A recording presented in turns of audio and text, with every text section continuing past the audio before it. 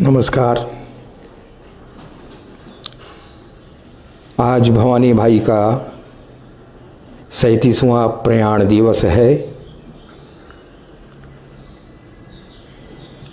मैं उन्हें याद करने की कोशिश कर रहा हूँ। एक प्रकार से यह स्मरणांजलि है। बोलने का, संबोधन का इतना अभ्यास नहीं है, फिर भी साहस कर रहा हूँ।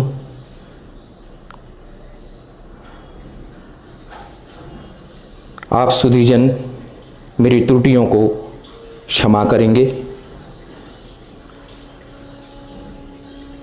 20 फरवरी 1985 भवानी भाई हमारी इस दुनिया को छोड़कर चले गए।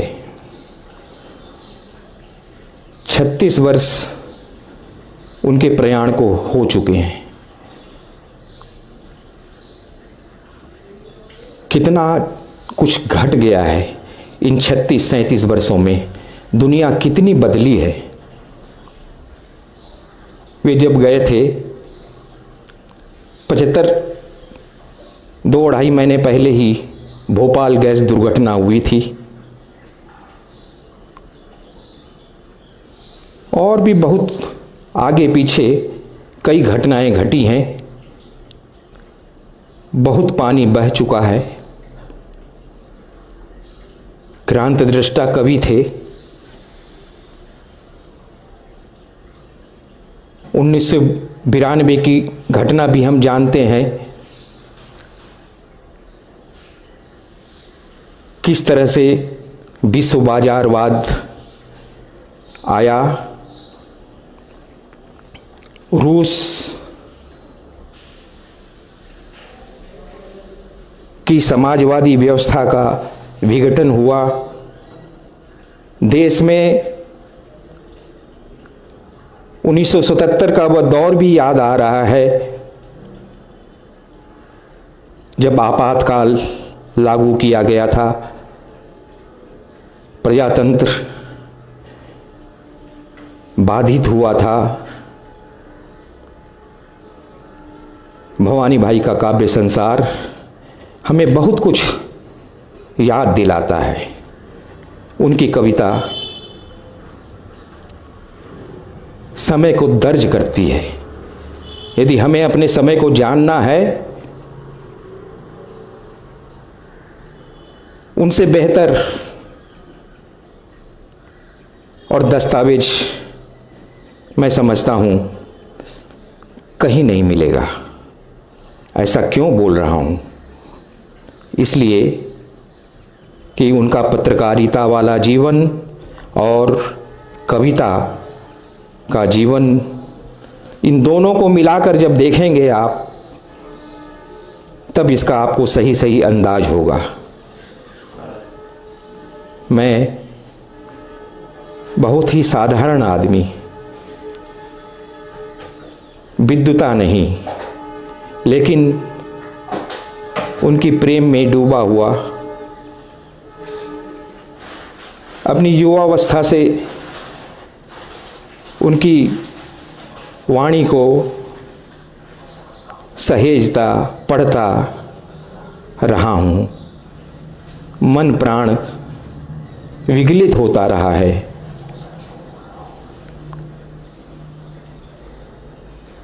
मुझे याद नहीं है वे जब गए तब मेरे ऊपर क्या गुजरी, एकदम याद नहीं कर पा रहा हूँ। इतना जरूर याद है कि साल भर बाद ही हमारे कलकत्ता के कुछ मित्रों ने मिलकर विशेष करके मेरे अग्रज मित्र मानिक बच्छावत और डॉक्टर शंभुनाथ,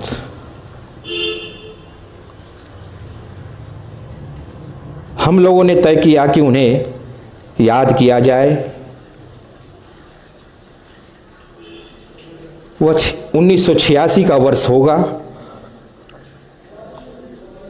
जहाँ तक मैं याद कर पा रहा हूँ। समकालीन सृजन की हमारी वह संस्था उस समय बनी नहीं थी, लेकिन भारतीय साहित्य संस्थान के बैनर तले हम इकट्ठे हो गए थे और वह जो कार्यक्रम कोलकाता के जैन विद्यालय में हुआ था, केवल उन्हें कविताओं के माध्यम से याद किया गया था। उनकी कविताएं गाई गई थी, आवृत्ति की गई थी और एक संस्कृति का मोर्चा का श्रुति पाठ किया गया था।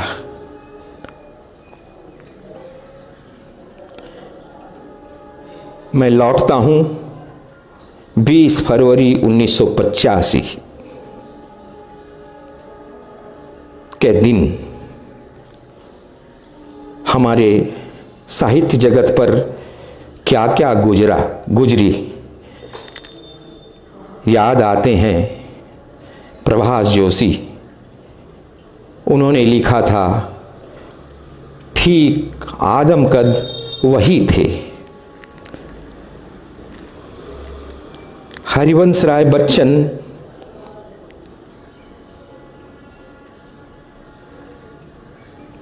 ने जो संवेदना के वाक्य कहे,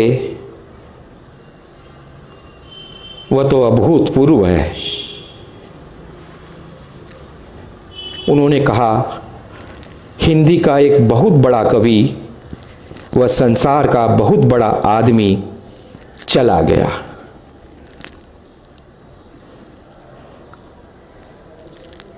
यह कितनी बड़ी बात है। यह स्वीकृति है उस आदमी की, उस कवि की, उस लेखक की जो आदम कद जीवन जी कर गया, शुभ्र जीवन जी कर गया। मैं कुछ जो श्रद्धांजलियां हमारे लेखकों ने दी और जो मेरे सामने है, मैं उन्हें पढ़ना पसंद करूंगा। नागर जी ने कहा, ऐसा सरल सहज निष्ठावान सिद्धांत प्रिय और अदम्य कवि हिंदी में और कोई नहीं। इस वर्ष मैंने 2 सगे भाई खोए, एक माँ जाया अनुज, एक हिंदी माँ जाया अग्रज। अमृत राय भी उनके अच्छे मित्रों में थे। 21 फरवरी 85 का लिखा वह पत्र मेरे पास है। परिवार ने, कवि परिवार ने मुझे बहुत सारे पत्र उपलब्ध करवाए हैं। उनमें से मैं कुछ पंक्तियां आपको सिलसिले से सुना रहा हूं। अमृत राय जी ने लिखा, एक बहुत अच्छा आदमी, नेक आदमी, बड़ा आदमी, बड़ा कवि चला गया। जो आदमी अपने पीछे इतना यश और अपने व्यक्तित्व का ऐसा प्यारा सौरभ छोड़ जाए, उसी का जाना असली जाना है। उनकी कविता हमेशा हमेशा जिंदा रहेगी। वह आदमी अपने स्नेही आत्मीय जनों के बृहत्तर कुटुंब के बीच अपनी याद की शक्ल में सदा जीता रहेगा। गीतकार रामनाथ सुमन ने लिखा, वे हिंदी नई कविता के प्राण थे।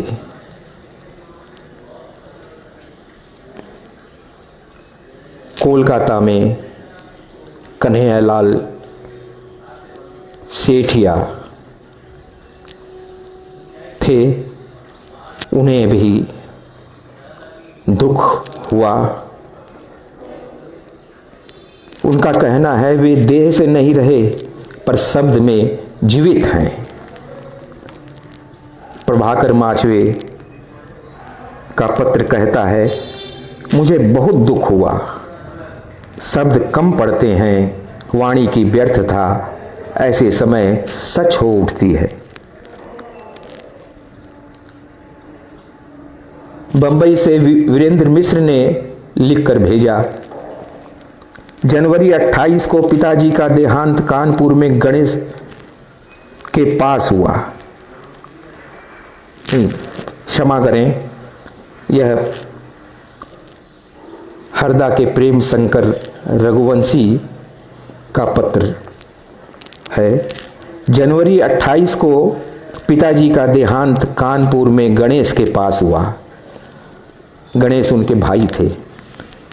उस वेदना से जैसे तैसे उबर कर कल ही यहाँ आया तो मन्ना का समाचार सुना, लगा कि अब मैं पूरी तरह से पितृविहीन हो गया हूँ। ऐसे अवसर पर और क्या लिखूं, दोहरी मार खा गया री माँ। यह पत्र अम्मा जी को संबोधित था। वीरेंद्र मिश्र लिख रहे हैं, नरसिंहपुर की ओर अपने जन्म स्थान की दिशा में खींचकर स्वयं ही अकेले वहीं पहुंचकर देह त्यागना एक विलक्षण महापुरुषीय घटना है। नारायण दत्त की भी सुने।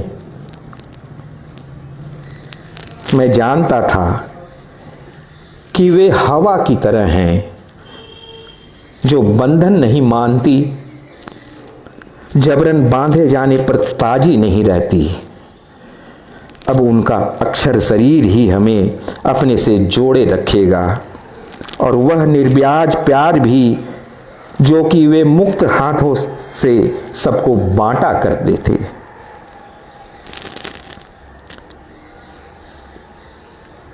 कोलकाता के कन्हैयालाल फूलफगर जो रामधारी सिंह दिनकर के प्रेमी थे, उनका भवानी भाई से बहुत अच्छा संबंध था। उन्होंने भी लिखा, उन जैसा जुझारू नेक दिलेर व्यक्ति अब और कहाँ मिलेगा, जो किसी कीमत पर किसी पद और सत्ता के आगे झुके नहीं, जब तक रहे शान से मस्तक ऊंचा करके ही रहे।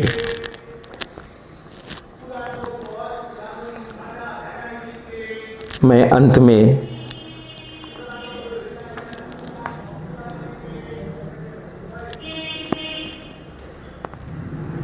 नंदिता मिश्र जी का एक पत्र का उल्लेख करूंगा, लेकिन उसके पहले भवानी भाई के मित्र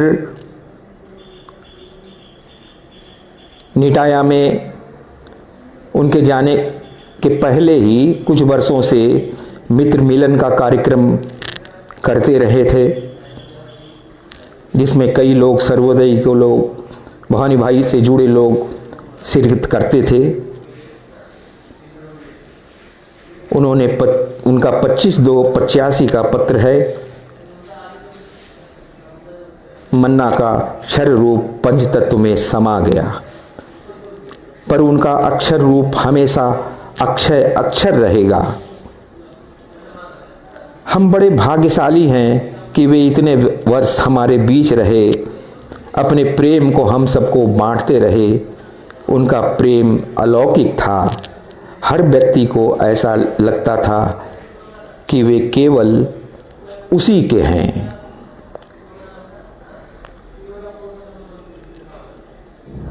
आदरणीय नंदिता मिश्र जी का पत्र, नरसिंहपुर से 21/2/85। 20 तारीख को 11 बजे मन्ना ने चिट्ठियां डाली। 11:30 बजे एक अंतिम कार्ड मेरे नाम लिखा और उचित को पोस्ट करने भेजा। शौच जाना चाहते थे, ऐसा कहा। बस पम वे अनुपम जी के लिए लिख रही हैं। बस पम आंख से 2 आंसू गिरे और मन्ना चले गए। उनकी तबीयत ठीक थी। जैसी रिपोर्ट रेडियो में थी कि दौरा पड़ा था, 7 दिन पहले गलत थी।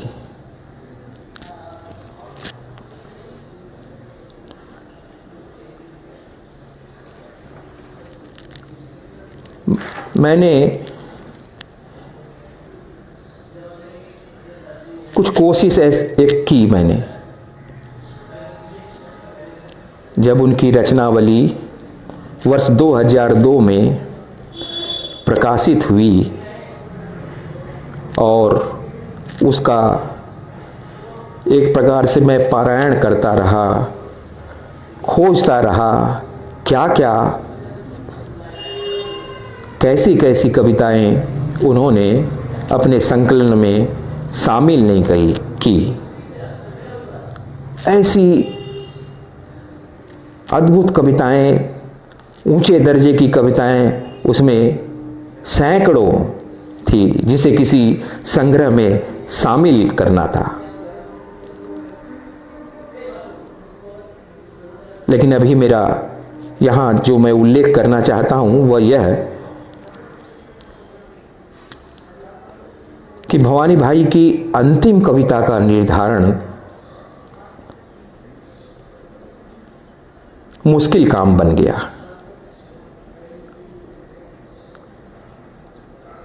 रचनावली में ज़्यादातर कविता केवल 1985 की वर्ष से दर्ज है। 2-4 कविता तारीख से है।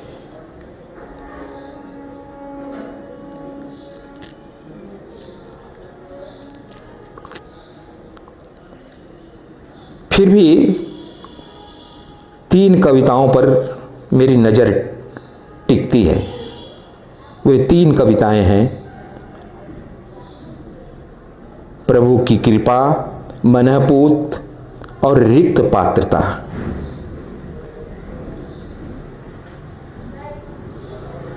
प्रभु की कृपा की कुछ पंक्तियां सुने। हमें जानना जरूरी होता है कि हमारा यह कवि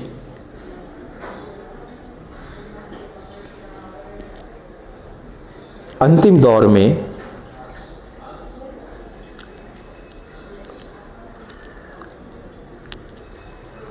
उसका जो मन प्राण है, उसका जो वो कैसा था, किस स्थिति में वे थे। तो देखिए, प्रभु की कृपा। प्रभु की कृपा नर्मदा जैसी सदा प्रवाहित है, तुझको उसके तट तक अपने पांव जाना है। तप्त देह प्यासे प्राणों को शांतिदायिनी उस धारा में अगर नहाना है, तुझको उसके तट तक अपने पांव जाना है। मनहपूत शीर्षक कविता की कुछ पंक्तियां शुरुआती। थकती है देह जैसे जैसे, तरुणाई बढ़ती है वैसे वैसे, लगता है पहुंच रहा हूं निकट से निकटतर सेवा में आनंद घन की।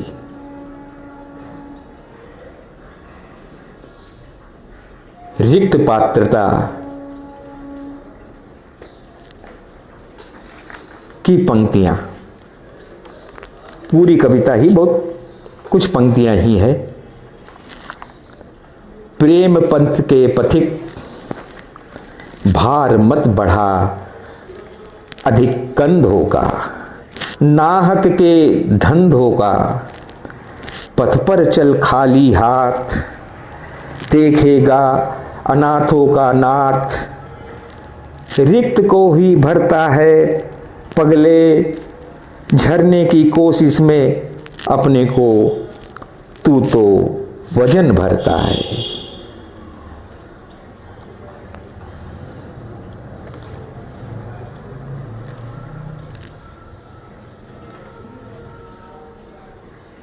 अब सही सही अंतिम कविता का निर्धारण बहुत मुश्किल काम है। पांडुलिपियाँ भोपाल के 2 प्रतिष्ठानों में रखी हुई हैं। उन्हें देखने का भी मुझे अवसर नहीं मिला है। कभी जाऊंगा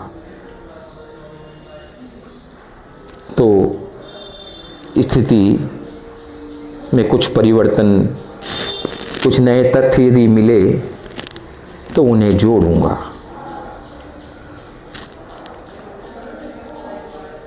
भवानी भाई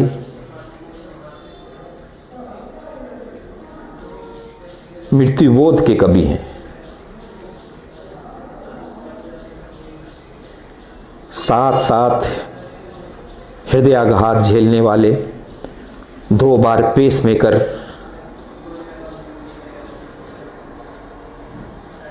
लगाया था उन्होंने।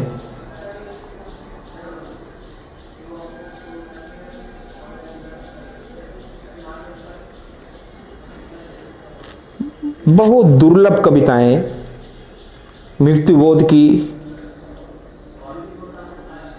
उनके वाङ्मय में है, जिनका ठीक से अनुशीलन किया जाना चाहिए, मूल्यांकन किया जाना चाहिए, विश्व साहित्य के परिप्रेक्ष्य में उसे रखकर देखा जाना चाहिए। अभी तो हिंदी में ही हम ठीक से उनका अनुशीलन नहीं कर रहे हैं। मूल्यांकन कैसे होगा?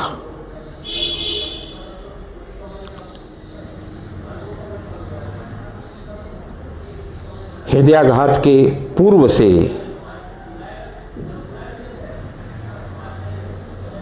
वे मृत्यु के तथ्य को समझ रहे थे। जीवन को और मृत्यु में बहुत ज़्यादा वे फर्क नहीं करते थे।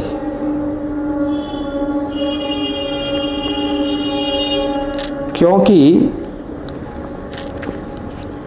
वही कवि लिख सकता है, यह गांधी के प्रयाण के पूर्व की कुछ पंक्तियां मैं आपको सुना रहा हूं। प्रभु के चरण मरण तक साथी, प्रभु के चरण मरण तक साथी, और मृत्यु के बाद मोद वे।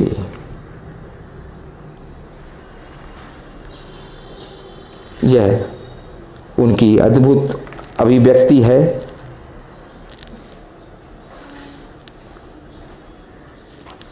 कुछ पंक्तियां और।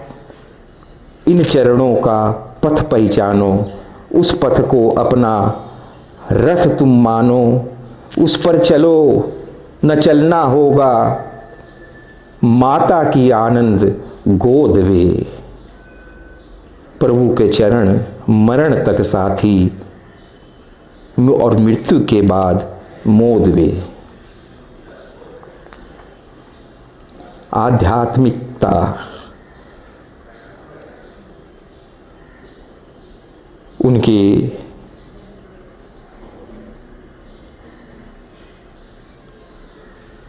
कविताओं में आरोपित होकर नहीं आती,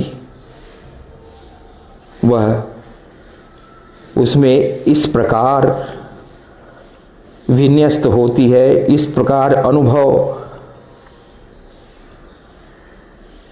में रच बस के आती है और आपको बहुत कुछ वह दे जाती है।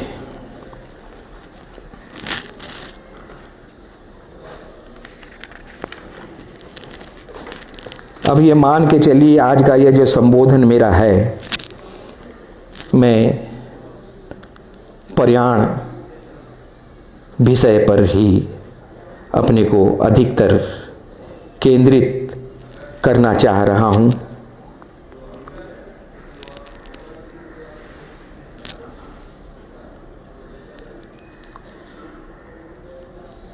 और इसलिए भी साहित्य में पढ़ने लिखने वाले लोग कविता को प्रेम करने वाले लोग पढ़ क्यों नहीं रहे हैं, ये मेरी बेचैनी है। इतने प्यारे कवि का जितना जिस ढंग से अनुशीलन किया जाना चाहिए,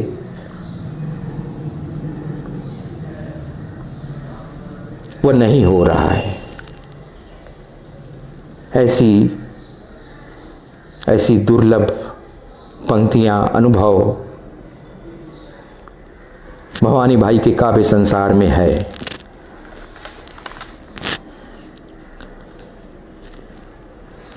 जैसे मैं मां के गर्भ से निकला था, वैसा निकल जाना चाहता हूं अब यहां से। जरूरी था जितने दिनों या बरसों रहना दुनिया के गर्भाशय में, उतना मैं रह चुका हूं। और अब जो रुका हूं सो उस क्षण के लिए जब विश्व मां को पीड़ा होगी और जन्म देगी वह मुझे अपने से विस्तृत किसी अनंत विस्तार में।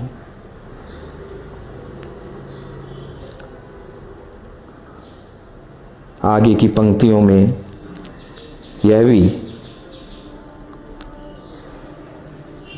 जन्म जब नया दिया जाए तब शरीर न दिया जाए मुझे कोई, तब मुझे एक शब्द, एक ध्वनि, एक नाद बनाया जाए, बसाया जाए, तब मुझे एक साथ धरती से नीचे और ऊपर की सारी तहों में कि सिमटा न रहूं मैं किसी एक मन, किसी एक प्राण, किसी एक देह में।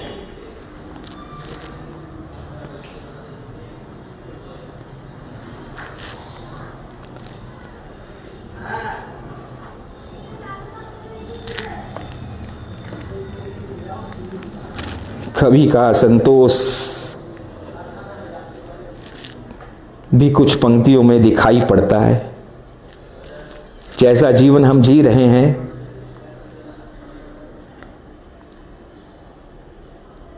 जब वह देखता है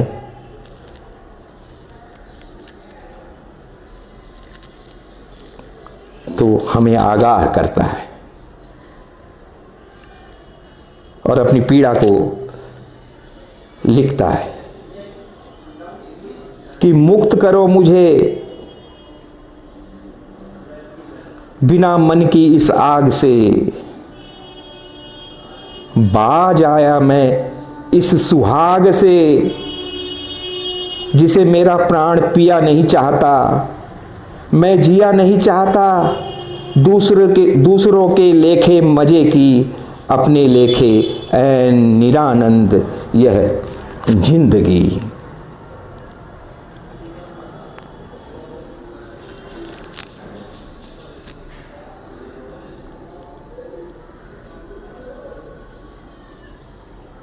बीस 25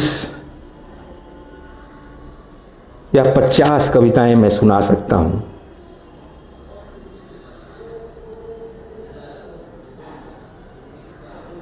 यह लिखने में आना चाहिए। संबोधन में इसकी गुंजाइश इतनी बनती नहीं है, फिर भी मैं थोड़ी कुछ ज्यादती कर रहा हूं। उसके लिए मुझे आप बंधु, अग्रज क्षमा करेंगे।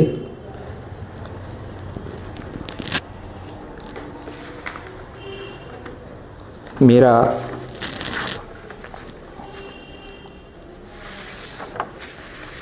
मैं 2-4 मंतव्य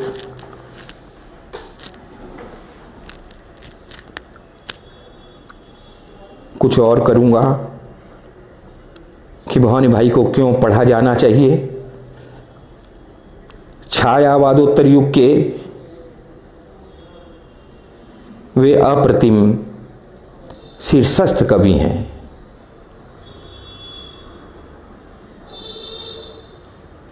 उनके समकालीन कई विशिष्ट बड़े कवि हैं।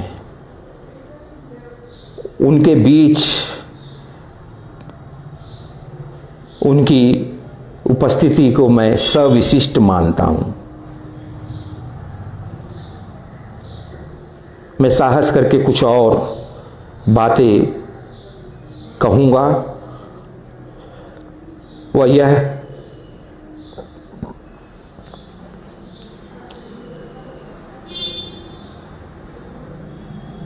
छायावाद त्रयी पर हमारी सहमति है। निराला उसके श्रेष्ठ कवि हैं। छायावादोत्तर युग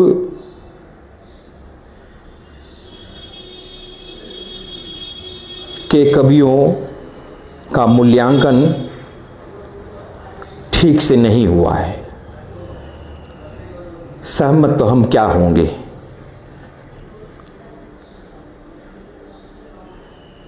यह जरूरी है लेकिन कि हम मूल्यांकन करें, छोटे बड़े बड़ा करने के लिए नहीं।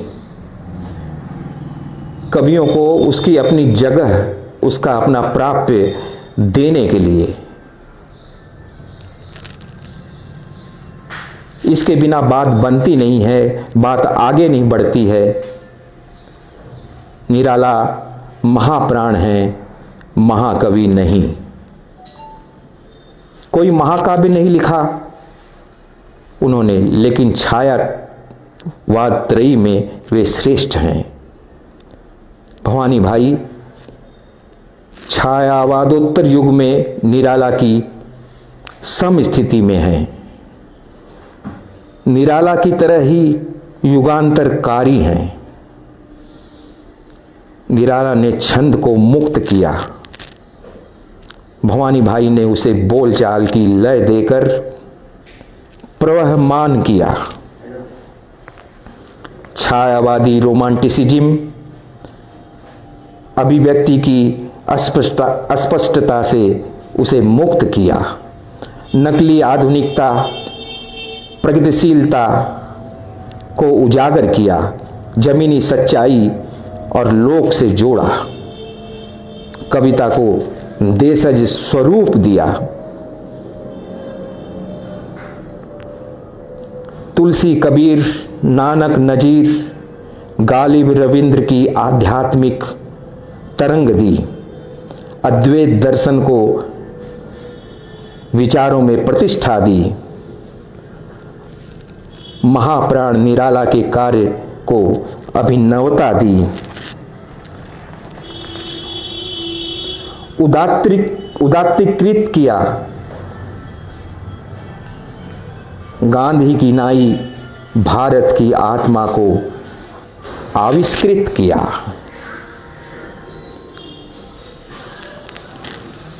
याद आते हैं उदय प्रकाश।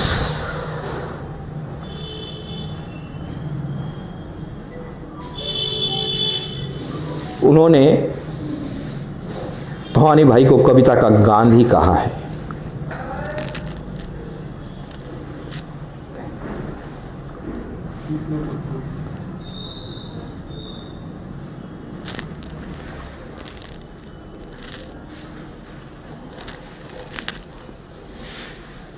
मैं उम्मीद करता हूं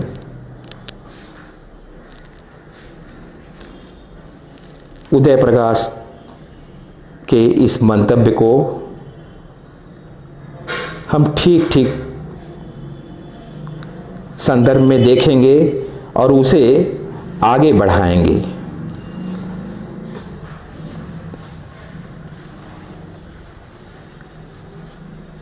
भवानी भाई कविता के गांधी ही नहीं,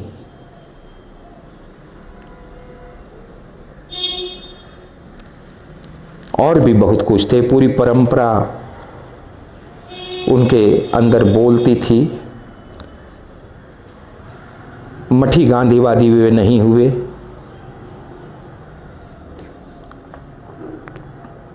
आपातकाल में उनकी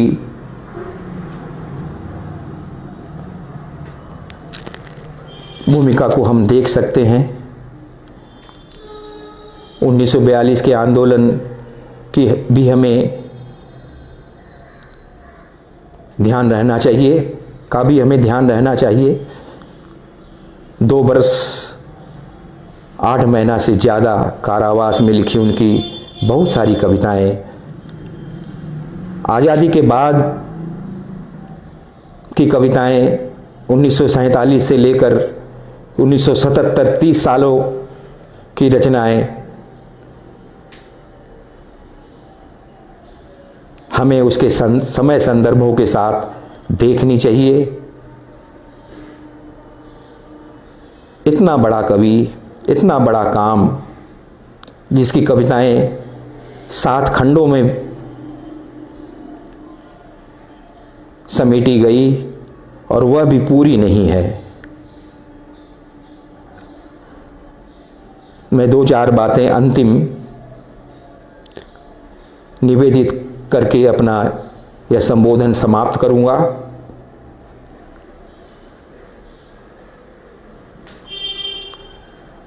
एक मेरी योजना है, बहुत शीघ्र ही 100 कविताएं, माने उनका काव्य शतक, एक प्रतिनिधि संग्रह मैं प्रकाशित करने जा रहा हूं। इसके बाद गांधी पंचशती की तर्ज पर मैं भवानी पंचशती प्रस्तुत करूंगा, जिसमें उनकी 500 कविताएं, माने अर्थात 250 कविताएं छोटी बड़ी और 200 के आसपास एकदम छोटी छोटी पंक्तियां। फिर उसके बाद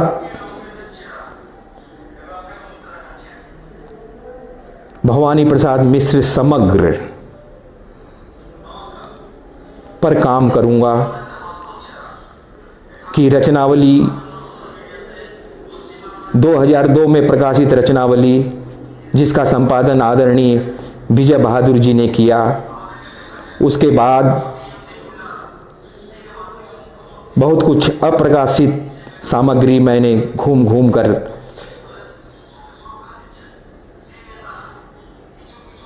खोजी और मुझे इसका परितोष है कि वह सामग्री कम नहीं है। जब यह रचना समग्र आएगा, यह कम से कम 2-3 खंड और बढ़ेंगे, 10 या 11 खंड अब प्रकाशित होंगे। मैं आप सबका आशीर्वाद चाहता हूं, आप आशीष दें इस अनुधावक को, इस सामान्य व्यक्ति सहृदय को, जिससे मैं इन कामों को पूरा कर सकूं। धन्यवाद और प्रणाम।